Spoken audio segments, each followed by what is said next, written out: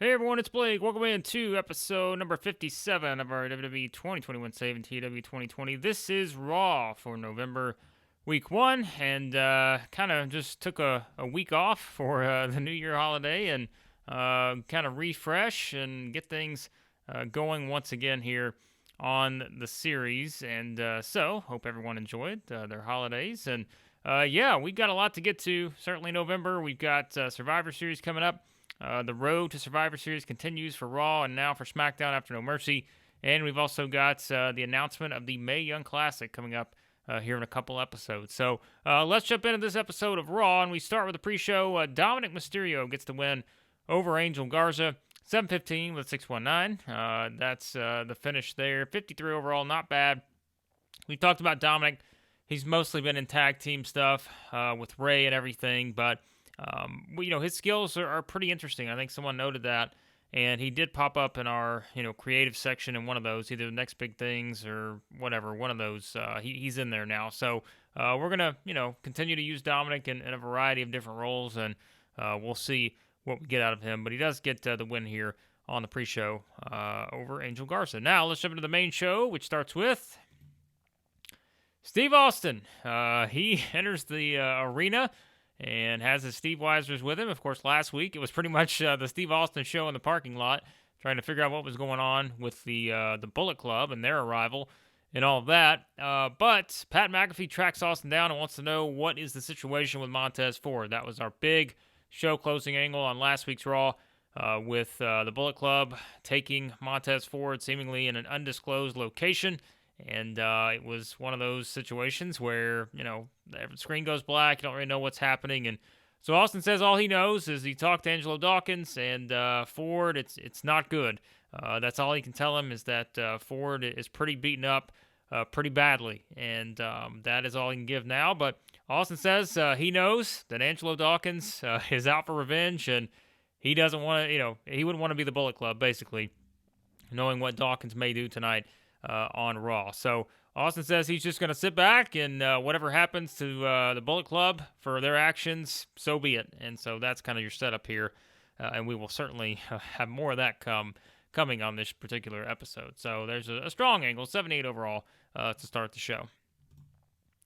And pretty strong match here to start our match portion of this, as it is Cesaro and Sheamus getting the win over the Dirty Dogs, Dolph Ziggler and Robert Roode. In 8:04, Cesaro gets the sharpshooter on Roode to get the win.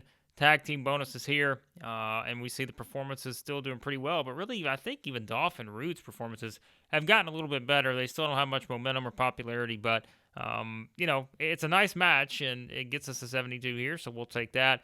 As we continue to say, and you'll see it moving forward, kind of based on how we use them, we're not really using Cesaro and Sheamus as a full-time tag team or anything, but more of the alignment based on the circumstances that have played out in storylines and such. So we're not really going to be using them as just a full-time tag team, but there are going to be scenarios where we do kind of put them together for different storyline reasons and such. So that is worth noting moving forward, and you'll see that play out even on this episode. So we'll get to that later. And it is Bayley, who is getting ready for our big main event, which is Bayley defending the Raw Women's title against Becky Lynch. And last week, it was Bayley attacking Becky Lynch in the parking lot when Becky went out and was talking with Austin.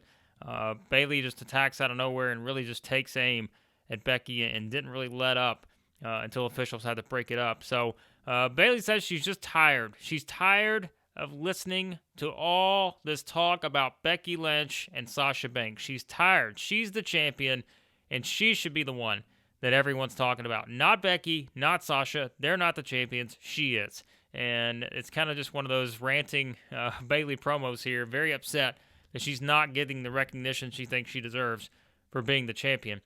So that is your setup, and that will be our main event. So Bayley defending the title against Becky. And hopefully the main event does not get a 38, because that's what this match got. Toni Storm gets the win over Mandy Rose, 5:28, using the strong zero there. It looks like we have pretty good chemistry, so I don't know what would happen if they didn't have good chemistry. That would not have worked out from the standpoint of, looking at it in terms of the match rating. So not great here, but Mandy's just not very over. We're going to work on that down the road, but our priority right now is kind of Toni Storm, and it's crazy to think now as I look at our roster, how many people are on our current roster that are no longer with WWE, and of course now we can add Toni Storm to that list. It's just wild. But this match did not do very well. We cooled the crowd a little bit. Even the performances are pretty good here, 55 and 40, but just gets to 38. So not great on that, and not ideal in terms of how this played out here for this one. But it's basically just getting Toni Storm a win, as we are pretty much more focused on the tag team side with her right now than the singles side.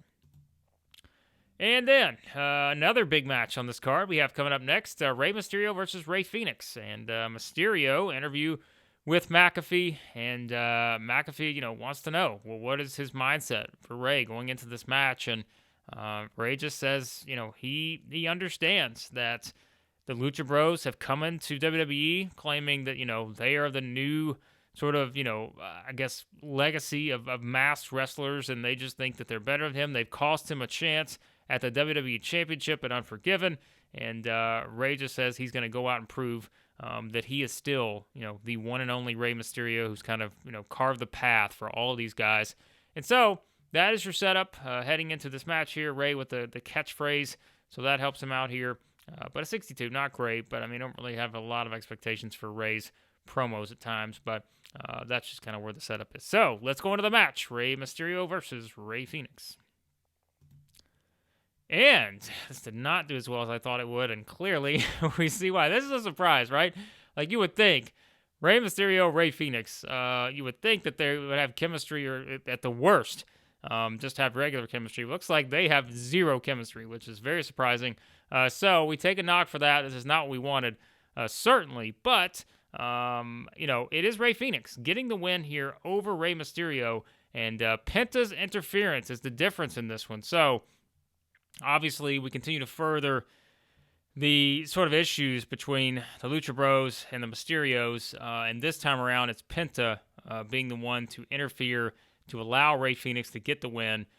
So that's a pretty big, situation now that we have to use from a story standpoint moving forward, but it also gives Rey Fenix a pretty big win here over Rey Mysterio in singles action. But clearly, if we had any plans to go back to this match anytime soon, we're not going to, because there is no chemistry here, and so we will have to kind of work around that. But that is still, nonetheless, easily the biggest win thus far for the Lucha Bros in terms of their WWE matches, which hasn't been a lot, but it's a victory. It's a big win for Rey Fenix, and we'll see where things go from here with this whole storyline. And then Pat McAfee is looking, and apparently he's trying to find MVP and Omos, and it turns out that MVP and Omos are not at the building. And so McAfee goes up, and we got a screen just comes up, and it's MVP and Omos. And MVP says that he's not playing Big E's game. He knows what everyone wants. They wanted them to show up tonight, waiting for Big E to attack them, whether he's cleared or not cleared. Big E came out last week after Omos destroyed Xavier Woods, and he, said he was going to go after, basically Big E made it clear he was going after Omos. And so they're not going to play that game. They're not at the arena tonight, and there's a good reason for it. It's because MVP says he's training. He's training Omos for a match next week, and he is issuing a challenge right now, Omos versus Kofi Kingston. So we're kind of working through, you guys probably expected it, but kind of working through the New Day here as, the big setup. All eyes are on Big E and Omos, but after Omos has beaten Xavier Woods last week, now it's MVP issuing the challenge to Kofi Kingston. So we will see if Kofi accepts, but that is the setup there for that one, as Omos has challenged once again the other half of our tag team champions. And then Kevin Owens comes out. He said he would be back this week to continue the open challenge. And as soon as Owens walks out and gets into the ring, here comes Mustafa Ali. He quickly comes out and answers the open challenge just as he said he was going to do. He said when Owens came back, he was going to answer the challenge and, be in a position to where that's exactly what he was going to do. He was that close. Owens had to win, with a flash pinfall last time around. Well, this time around, Ali says that, hey, he's coming out to, pretty much accept the challenge, and he wants another shot because he thinks that he can win the United States Championship. So that's the setup. And so here we go. Again, these two have good chemistry. Rematch. Kevin Owens defending the U.S. title against Mustafa Ali. And pretty good match here, 77 overall. Not bad between these two. It is Owens getting the win over Ali with a pop-up powerbomb, now the 9th defense of the United States title. And what's important to point out here is, we know they have good chemistry. The match starts off slow, and it's sort of Ali going at Owens, and you kind of see Owens displaying the wear and tear that we've been talking about. You know, Austin gave him the advice about how he's got to slow down. He can't handle these open challenges every single week. Well, it starts out that way, as though Ali is overwhelming Owens, and Owens is just kind of playing it up a little bit. He's just sort of, he's not full speed. You can tell he's not full strength. But then, out of nowhere, all of a sudden, Kevin Owens just gets a burst of energy, and he just goes wild, and that's what leads to our finish here, with him hitting the pop-up powerbomb. Now, you may ask, why did I explain all of that from a match standpoint, and how does that play into the story? Well, Owens, after the match, grabs the mic. Yeah, I know it says backstage. We always say this. But he grabs the mic and says that he knows exactly what he's doing. And everyone's thought that he's been sitting back. He's run down. After Austin's advice, everyone thinks that he's just sitting back and not going to be able to continue doing what he's doing. No, he says he's the reason he's the U.S. champion is because he's better and he's smarter. And he's been playing that up as much as he can in terms of making everyone think that he was weak when he was actually only getting stronger. So this is kind of Owens saying, I gotcha, in terms of thinking that he was winding down, he was wearing down to the point where he was going to lose his title. Well, not so fast, because Owens says that he's still as good as he's ever been, and that he's going to keep issuing these challenges, and every single time he does, he's going to keep beating everyone, one by one, because he is the best champion in WWE, and he is the only person, that can continue to do what he does. So it's a pretty passionate promo here from Owens, saying that for everyone that thought he was done, not so fast, he's not. And he is going to basically, continue to move forward with these open challenges, and he is not going to lose. So a very kind of reinvigorated Owens here, and maybe he'd been, playing us the whole time, but it's Kevin Owens. He's one of the smartest in the game, so great stuff here from Owens. Gets an 89 on that one.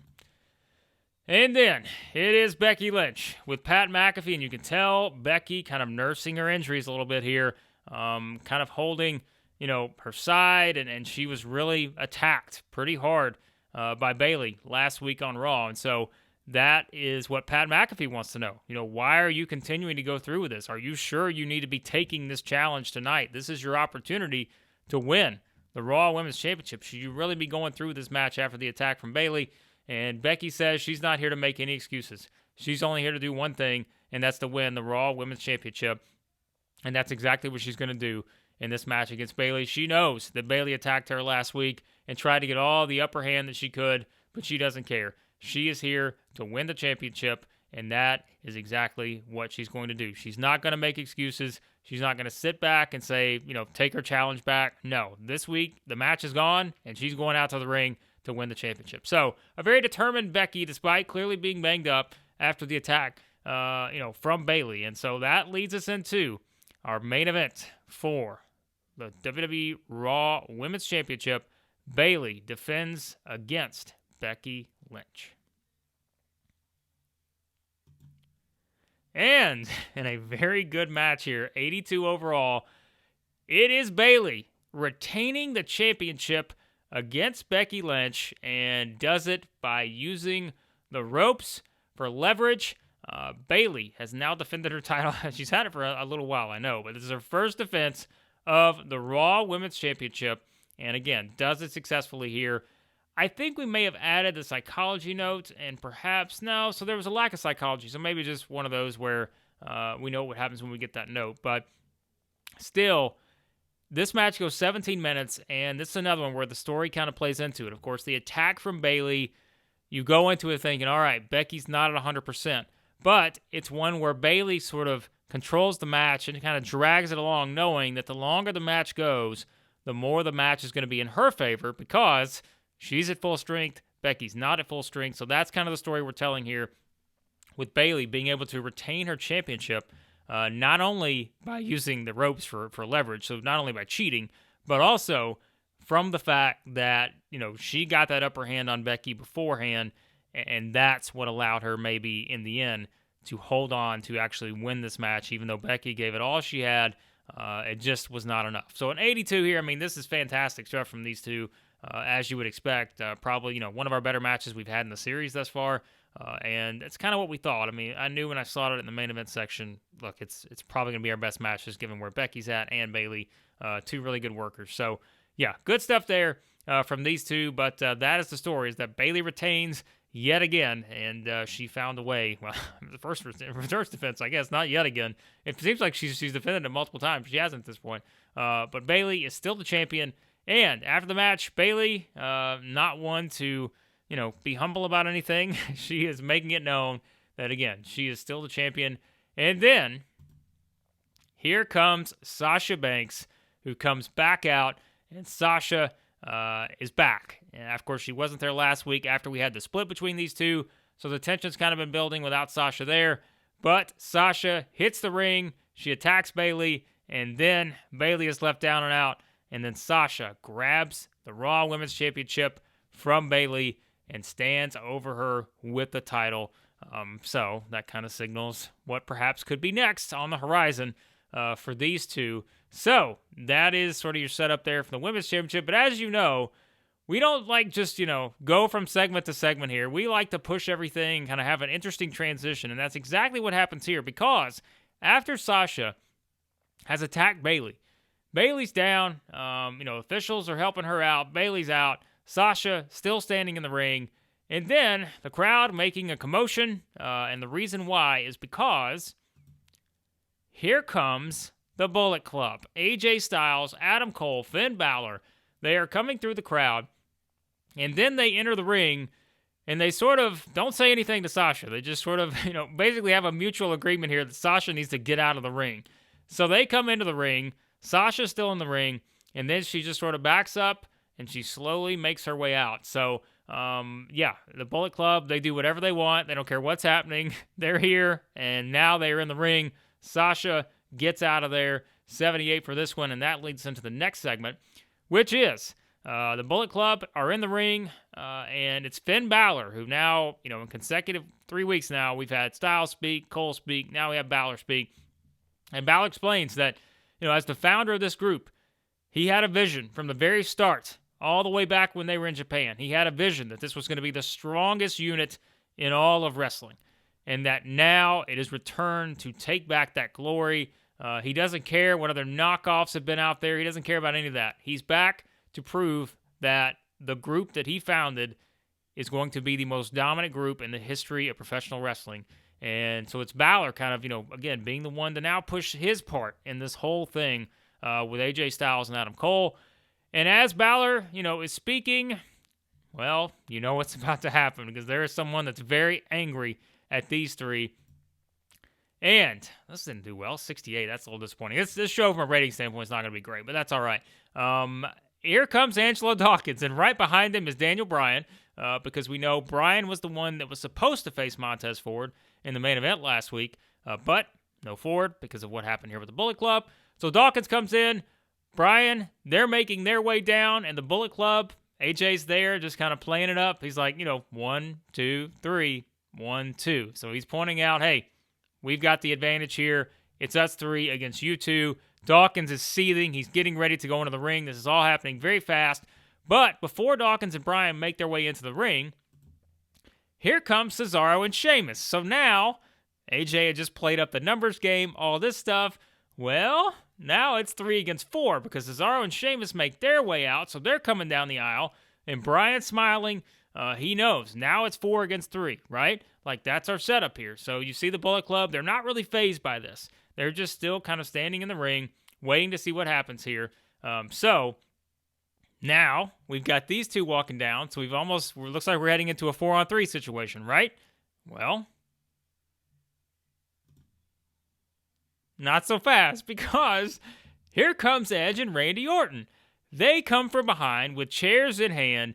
They attack Cesaro and Sheamus with chairs in the aisleway. And so that leaves these two out. Edge and Orton are in the aisle with chairs. Bryan and Dawkins look around, and all of a sudden they realize what's happening here is that they now find themselves at a disadvantage, whereas the numbers game was for them. Cesaro and Sheamus have been attacked with chairs. They're down and out. And then that turns into the Bullet Club attacking Daniel Bryan and Angelo Dawkins. So they beat down Bryan and Dawkins, who, again, have lost their advantage here because Cesaro and Sheamus were attacked by Edge and Orton. So these three beat these two down. So we've got Cesaro, Sheamus down in the aisleway. We've got Bryan and Dawkins now down in the ring. And then that leads to the ultimate confrontation.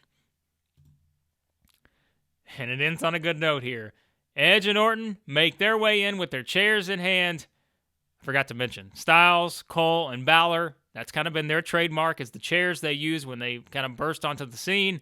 They've got their chairs, and we've got Edge and Randy Orton standing in the middle of the ring, staring down AJ Styles, Adam Cole, Finn Balor, all five men with chairs in hand. And that is how we go off the air. Is the tension building? What's going to happen between this? And we kind of built up the turf war last time. Well, and we, you can see with the title how we do this. We almost have the same groups looking at each other here as sort of our mirror image as Edge and Randy Orton looking at the Bullet Club. And that kind of power struggle is back. And we kind of been playing that up since the Bullet Club arrived the last couple weeks or so. So now, what's going to happen? Well, you'll have to find out next week, because that's how we go off the air, sort of teasing what's about to happen with Edge and Orton and the Bullet Club here. So a strong segment in the show. Like I said, I don't think from a rating standpoint, I don't think the show probably did very well.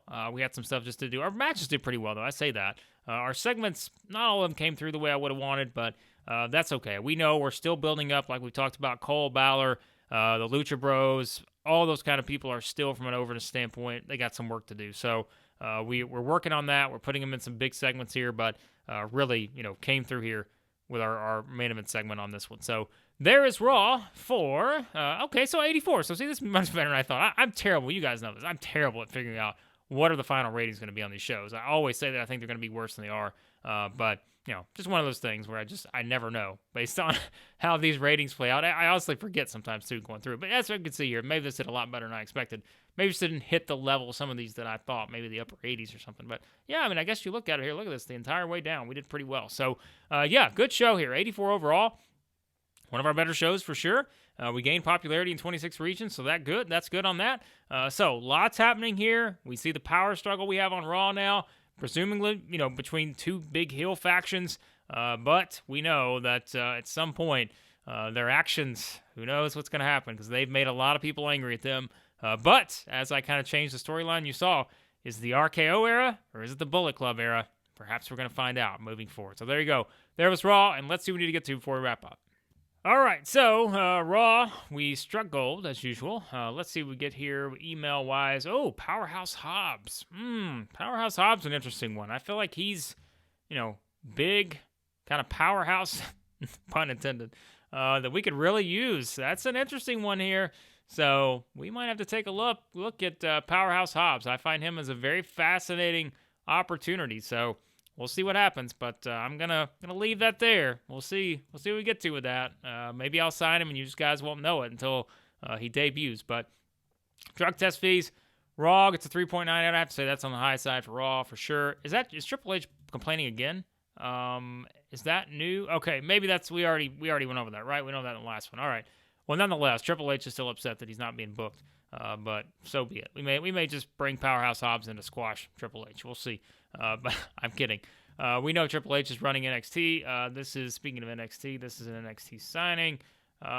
So we're going to complete that signing and send back to NXT. That was Raw. And as I said, we've got a lot this month. I said about October, we've been building these stories. And headed towards another kind of big 4 pay-per-view and Survivor Series. And the Mae Young Classic, which we will announce after SmackDown. Then we'll have a separate episode announcing the field for the Mae Young Classic, so that should be exciting. But again, be sure to like, share, subscribe, all that good stuff. Hope everyone, as I said, had a great sort of holiday week or two there, I guess, and kind of refreshed and ready to get on the road to Survivor Series. So again, thanks as always for the great feedback. Always enjoy it. And on the next episode, it will be SmackDown for November, Week 1.